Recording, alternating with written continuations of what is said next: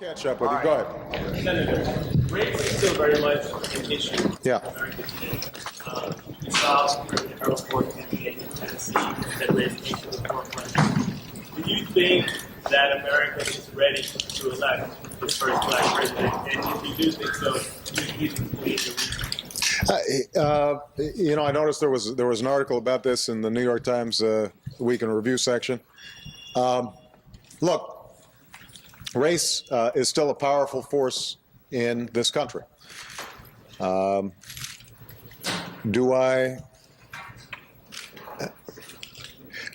think any African-American candidate or Latino candidate or Asian candidate or woman candidate confronts a higher threshold in establishing themselves with voters.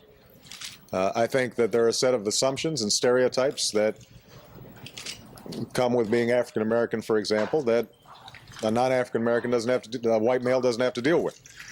But despite lingering prejudice and stereotypes, what I found, and this was my experience in Illinois when I ran for the U.S. Senate, people said, boy, he's wonderful legislator, well qualified, but let's face it, his name's Barack Obama. That's not going to sell downstate.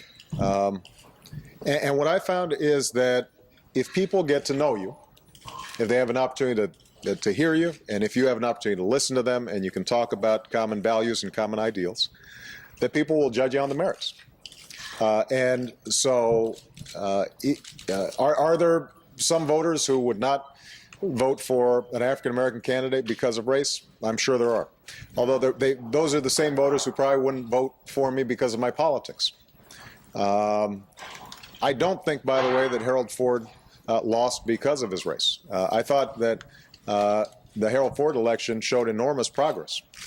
I mean, something that hasn't been noted is the fact that Harold Ford did better among white voters than the polls would have indicated. And historically, it's been the reverse. There's always been this, what was called the Wilder effect, or the Tom Bradley effect. And this time out, he actually surpassed what the polls would have indicated. That I think, points to the progress that we've made. That isn't to say that we don't have progress that we still need to make.